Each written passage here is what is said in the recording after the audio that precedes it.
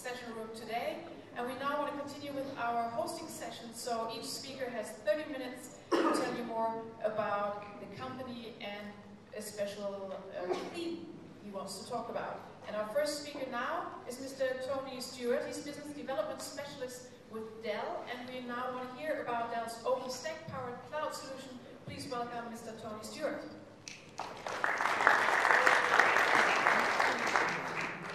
30 minutes, wow, it's going to be quick. So good afternoon, everyone.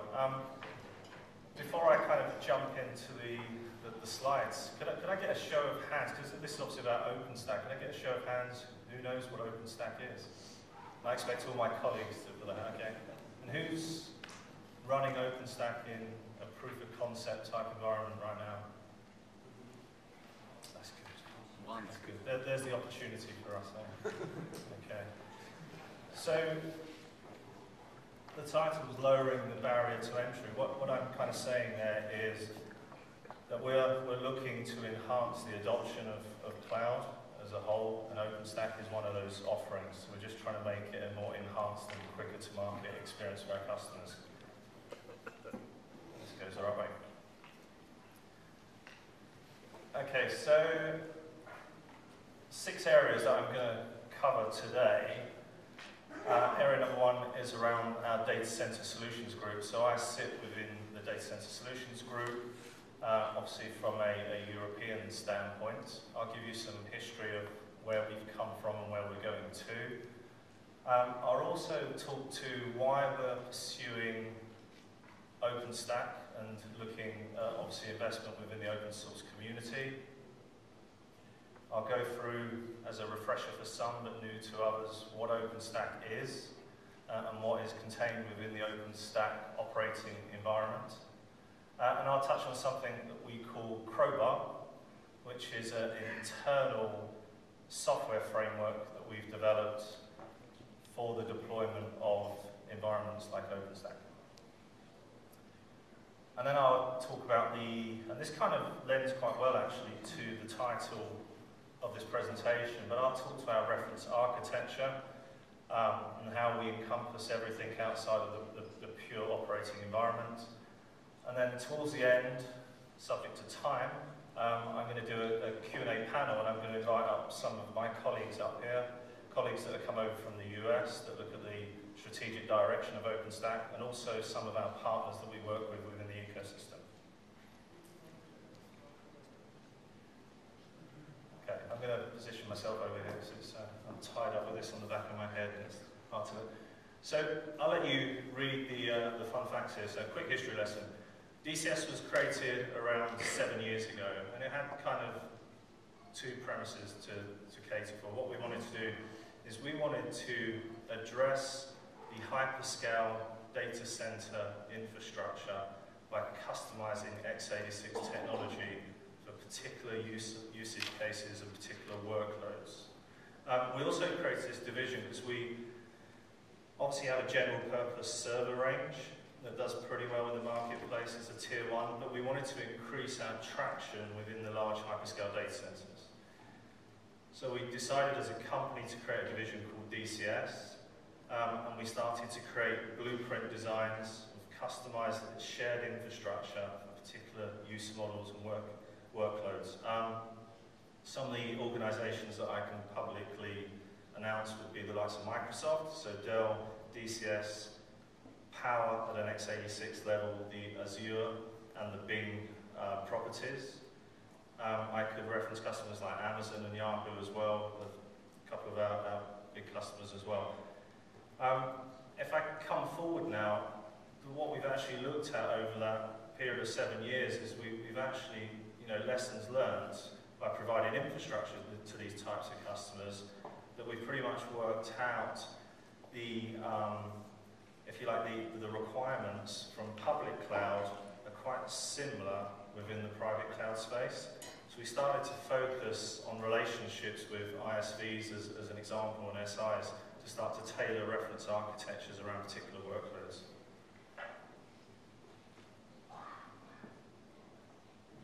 Okay, so I broke this down into kind of 3 areas, and if I lead from the top, so open source does create opportunity. We don't think it's the only way to create infrastructure as a service as an example, but it creates more opportunity and more flexibility for us as a company. And as it says, it allows us to expand our engineering prowess from being internally focused on more proprietary-based technologies and cloud infrastructures to more open source and community-led. OpenStack is a pillar of the broader Dell cloud strategy.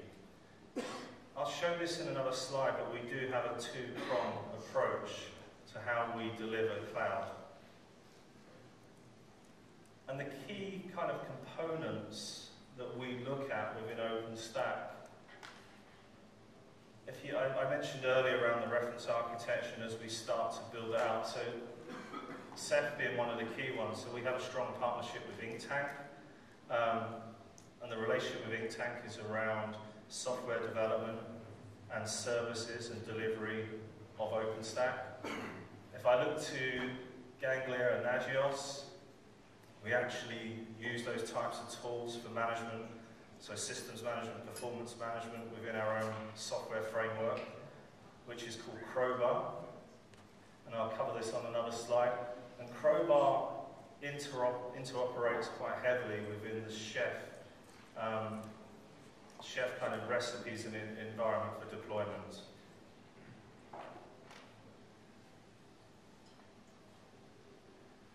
So my kind of take on OpenStack is it's obviously a very community-led initiative. It's all driven around obviously developing open source out in an open-based framework. But a lot of these organizations are either feeding to or feeding from the community. And its growth is exponential, and we've been part of this from day one. So over the last couple of years, we actually started out at day one, not just bringing hardware, but delivering engineering resource into the community and delivering software development as well.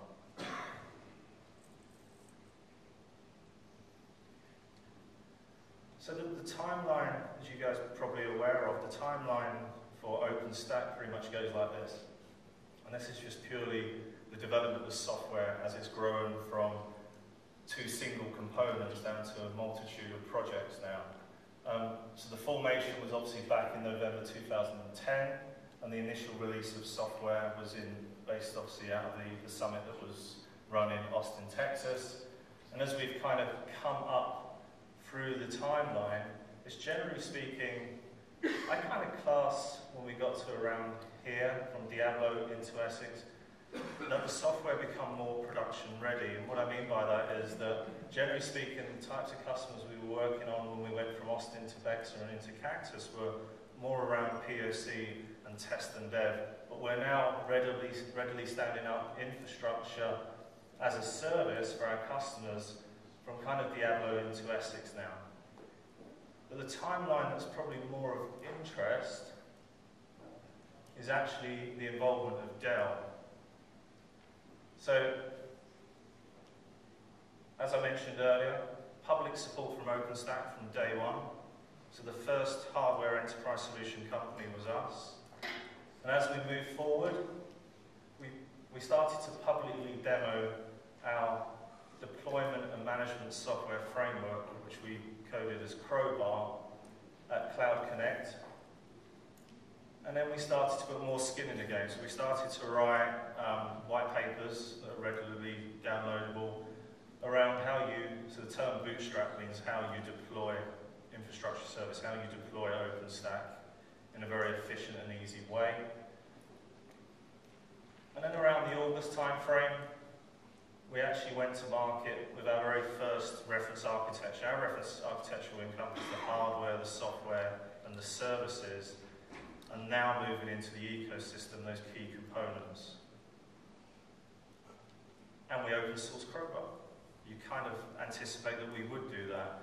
So Crowbar is out there, and you can download it and readily play about with it, obviously. And we kind of rely on the community for feedback on that tool. And we need to understand, if you like, what's missing from it. You know, it's an open source piece of software, and the only way we can bring it forward is from our internal engineering perspective and resource, but also from the community.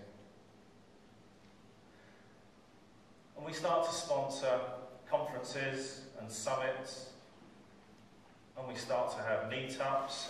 We regularly run, from a US perspective, what we call hackathons, and we will literally set up time where we'd have, if you like, a community within a room over a period of 24 hours, and we'd have developers dialing in to actually develop our software in line with the with the OpenStack release. And we donate, as you'd imagine, we donate infrastructure. So if you went to tristack.org, you'll find that there's Dell Intel-based infrastructure, and there's also ARM-based technology on there that you can test drive OpenStack. And we join the foundation. We have 2 key members that sit within the foundation. And this is where it becomes interesting, because all intents and purposes, OpenStack is an operating system, an open source operating system. It's how you build out the ecosystem around it that will deliver your infrastructure as a service. So we start to create partnerships for delivery around companies like Canonical and Mirantis. We start to look to Stratus for accessibility via their portal into the OpenStack environment. And we also create relationships with companies like Inktank when it comes to bringing technologies around Ceph into the OpenStack reference architecture that we have.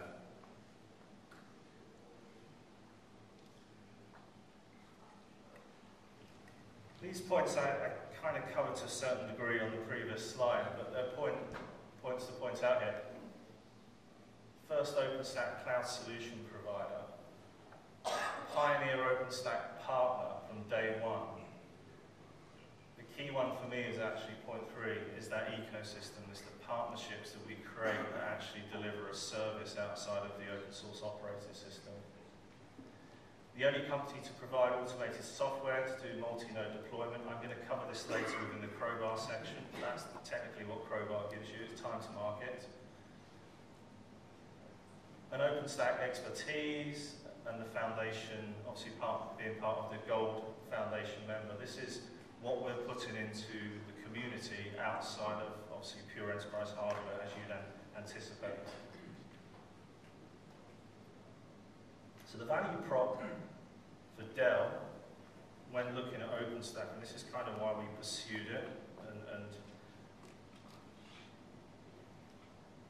it's obviously open source, it's free. There isn't a charge at a software level.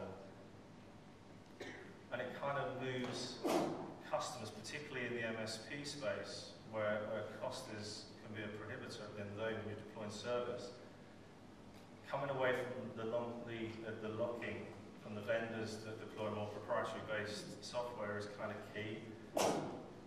We can display scalability. We have customers that are scaling OpenStack for their infrastructure as a service business right now.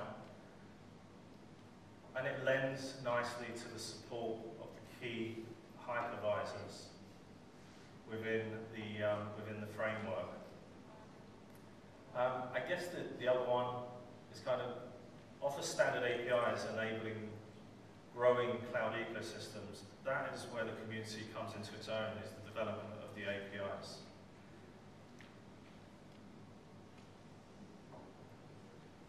So the view is that the journey to the cloud is, we kind of look at our customer base, and 90% of our customers are here. So they've done the consolidation of their infrastructure at a server and storage tier.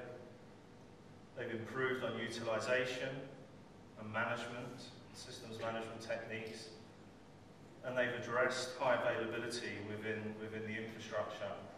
And then they start to look beyond, and some of the services that really a infrastructure as a service type environment can provide. So, rapid deployment, DRP, which I know you can get within, obviously, using hypervisors on its own, but then you start to move up and you think, self-service consumption consumption-based billing, the flexibility within the infrastructure. These are all key tenets that lead you more into a cloud-based environment.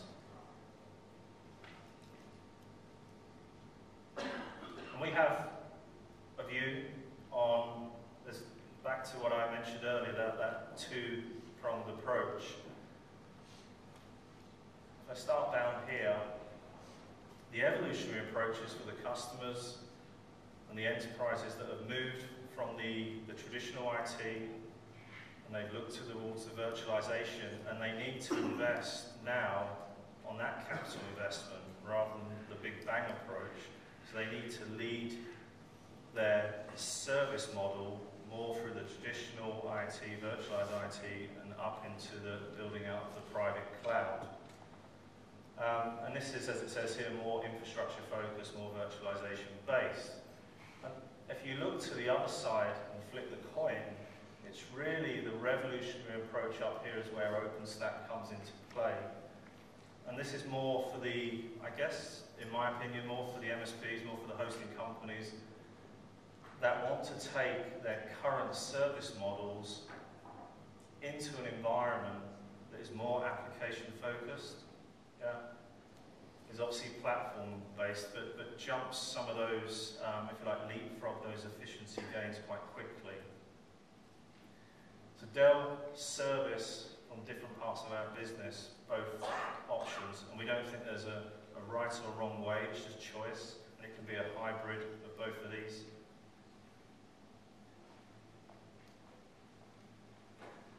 So what is OpenStack? Another quick history lesson, I know most of you are aware, but for those that aren't. So OpenStack was developed out of, so NASA run the Nebula Cloud, and the compute side of this is called what we class as Nova now within the OpenStack project. They wanted to release their open source code out to the environment and make it readily available. And then on the other side we had Rackspace that had their object storage option or service that they delivered, and they wanted to also do the same thing. So both companies formed an alliance to take those two elements out to the marketplace. What happened from that point on is the development of OpenStack from two projects, which were classed as Nova and Swift. So Nova gives you, as I said, the compute infrastructure, and that's where you place the hypervisor element. Swift will give you the pure object-based storage option. And then from day one, it was quite evident that things like the scalability of the network architecture needed to be addressed. The security and put my teeth back in, the authorization, access into the OpenStack environment, and how you actually monitored and managed it from a single pane of glass, and then how you contained your image repository for Nova. So you started off with two elements, and it grew and grew. And each of these, so Quantum, Keystone, Horizon, Glance, were all broken out from Nova and Swift. And they started to address some of the key concerns around OpenStack.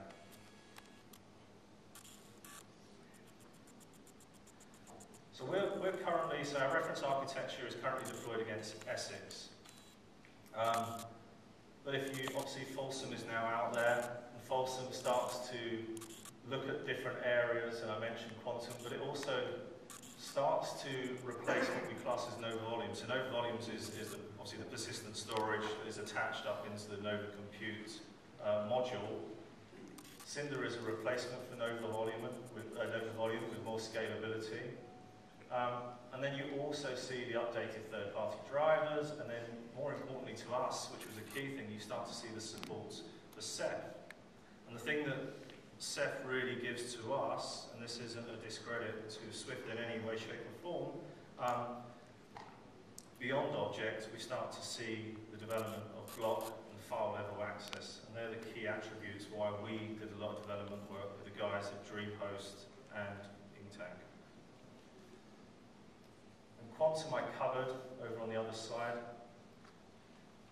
We then move forward into the the summertime of this year, and we start to see Grizzly. So we're currently in test process for our reference architecture to be deployed against Grizzly. That's the next step for us. We want to move through Folsom quite quickly and onto Grizzly. Main kind of key reasons for us, you look at, and this is a question that came up on the, I don't know if you guys were in the main forum today, but they were talking about the integration of billing. Celiometer and the central API for metering and billing integration is a key attribute for us. And once again, the inception of Ceph being in there is another key component that we were waiting for. So our reference architecture will encompass the use of Grizzly as deployment. Okay, Crowbar. So I've touched on this a couple of times in the proof side. Think of Crowbar as a pure software framework. Yeah. And what it does is it eases the deployment time and time to production when bringing OpenStack online. And what I mean by that is, so some of the testing that we did before Crowbar came into fruition when we were deploying OpenStack, it was taking days and weeks to actually get it right and deploy it and manage it. Crowbar cuts down the deployment time from days to hours. What we do within the framework, so picture the framework, we actually write something what we call bar clamps. And bar clamps are code that interact within the Chef framework, so they leverage the Chef framework, and they allow us to deploy from bare metal all the way up through the stack into each of the instances that you see within the OpenStack framework. So just to kind of cover that over here, but to bring your eyes over here, the proven components I mentioned, obviously Opscode and Chef. There's a heap of information around it, and you can download Crowbar on github.com. There's an active community, there's obviously the usual resource around wikis, etc. I think to point out here, so Crowbar's about a year and a half old now. We're looking at the moment at what we class as Crowbar 2.0, which will be available in the summertime. And we're addressing some of the things that we think are missing within the software framework of Crowbar, but also on feedback from some of our customers that are using it. I guess one of the key things that I'll point out, which you will see, is the high availability of Crowbar, so the ability to run it in an active or active-passive mode, and it can do deployment and scale out massively beyond what we're doing now.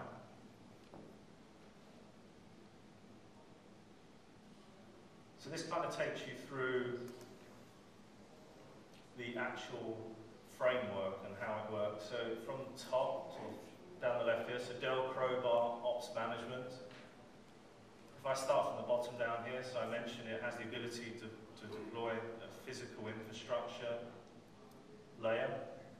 It then steps up through the deployment of operating systems, and it then steps up into the cloud infrastructure, and then up into the key ecosystem components. But if I build this slide out, which will make it a bit clearer, over to the right, these are all the elements that you don't have to do manually. So we can allow Crowbar to deploy your BIOS, your IPMI stack, your RAID configurations, the network, and then move up into your services tier, so to set up NTP and DNS and DHCP, and then start to look at deploying Nova instances, Swift, Glance, etc.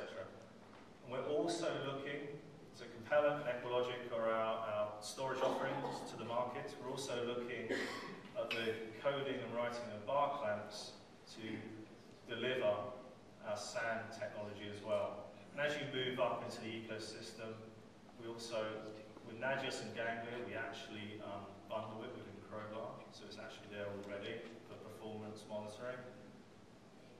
And we have partnerships with companies like Stratus, again, to do the deployment of their portal. The key thing here, down the bottom, so Crowbar's potential to service other programs beyond OpenStack. So OpenStack is where we started. We have a big strategy around the big data. And and we work with Cloud Era for the delivery of Hadoop. So going slightly off piste here. Crowbar has the ability to deploy Hadoop modules as well, so within the Hadoop infrastructure. So we think it has potential outside of OpenStack for other use cases. So the cloud taxonomy is extremely complex, all the way, once you get beyond the physical infrastructure and up into the abstraction software layer and above. But back to Crowbar, where does it sit? At the platform provisioning layer. So Crowbar drops into that infrastructure software element. As I build out, this is what it does. Time to productivity is cut down massively, and that's our key win within the community.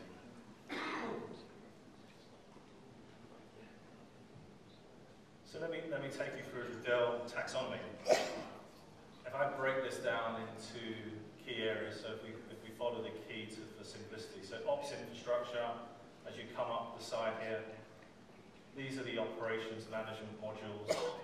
Ganglion, Agios, and Chef will become part of obviously the Crowbar framework. The automatically configured, so this is all of the PowerEdge and PowerEdge C systems, and these are displayed over on our booth in the main hall. These all have bar clamps that are written for deployment. OpenStack components, yes, we can deliver against all of those within our software framework.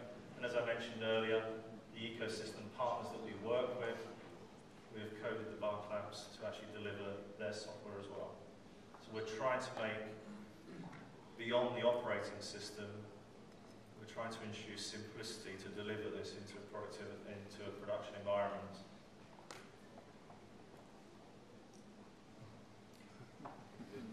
I'm not going to go through this in probably 30 seconds.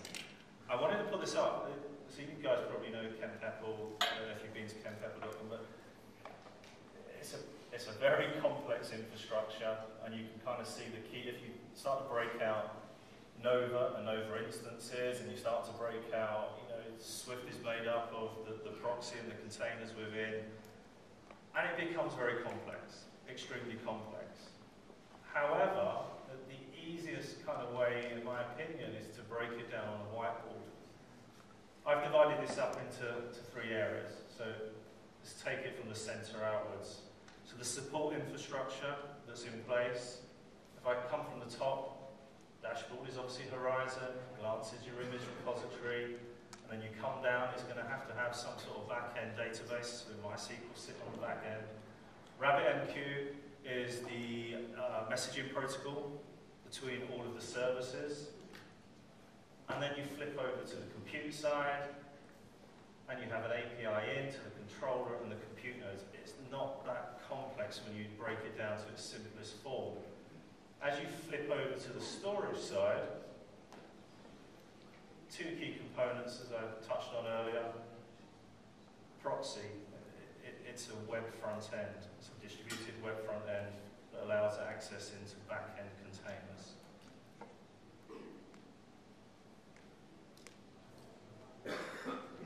So the kind of, from a Dell standpoint, we want to find user cases like any other organization would. And hence why we're obviously here, because we believe that the service provider markets and the MSPs and the hosters are the key guys that will hopefully embrace OpenStack and start to look to the delivery of infrastructure as a service. IT departments that are looking for that compute resource that's flexible enough to accommodate ad hoc projects, as an example. The types of companies that want to scale up and scale down quite rapidly. But as I kind of come down into where we're seeing the most activity is, as you'd imagine, universities that are running R&D deployments using OpenStack. Healthcare is another. Companies that are doing content distribution networks, and they're obviously using Nova at the front end, but a lot of Swift at the back end. MSPs and startups. They're the key areas that we're looking at right now.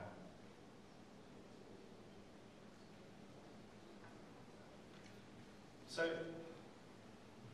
I talked about Crowbar, I talked about shared infrastructure, I talked about our partners that we work with for delivery, partners that we work with for the development of the ecosystem. And where do we put it all? In here. This is our reference architecture. This is what we work from. So all of that R&D and that investment that and that knowledge share that we have with our partners is all fed back into our reference architectures, and this is what we take to market. The reason we do this is obviously for simplicity. It's just to ease the pain of customers trying to move to a more scalable infrastructure as a service model. Taking your eyes over here, I mentioned DreamHost earlier. We worked extremely close from a US perspective with the team at DreamHost and the guys from InkTank. InkTank is, if you like, I'm going to call it a spin-off, but the guys at InkTank will correct me when they come up here later. It's for the service and development of Ceph. And I'm getting a time signal over there, so I'm going to go very quickly. These are all the key components that we have: the Crowbar framework, the infrastructure, the network architecture, etc., deployment guides, and onwards. These are just some thoughts that I put together. These are the kind of questions that we're being challenged with on a daily basis. In the interest of time, what I'm going to pull out very quickly is the DevOps model. Customers that are adopting OpenStack, and if they run a DevOps model, DevOps is where your development, your internal business applications are controlled in a very stringent manner into operation. The guys that really get this are running DevOps frameworks. So to summarize, OpenStack is obviously massively scalable. We wouldn't invest heavily in it if we didn't think it was. It's the obvious, fastest growing open source project. Dell are members of the OpenStack Foundation. We have 2 seats on the board of directors.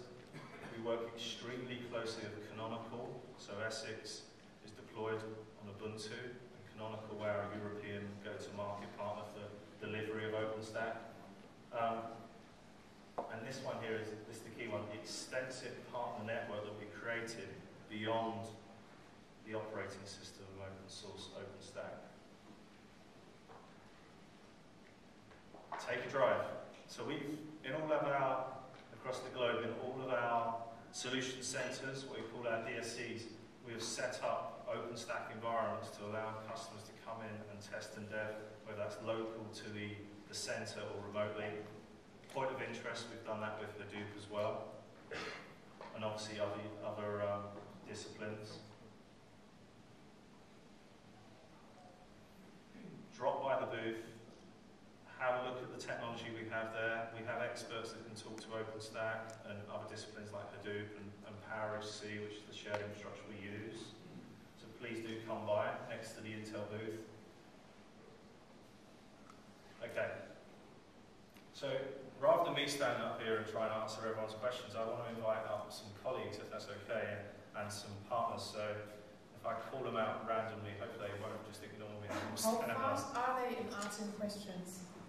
Because I already gave you extra 5 minutes. So if there's any questions. If there are any questions, please say no. Say yes. You did such a great job. There are no questions there. Can I point them out anyway? Because it's quite critical that everyone knows the rest of it. Okay. So colleagues down here sit directly within my team from a European standpoint. So Albrook, Mars Deegan, Absolute Fashion. We also have our fantastic partner within Canonical here as well for deployment. At the back of the house, we have Dan Chiquette, who is our strategic director for OpenStack.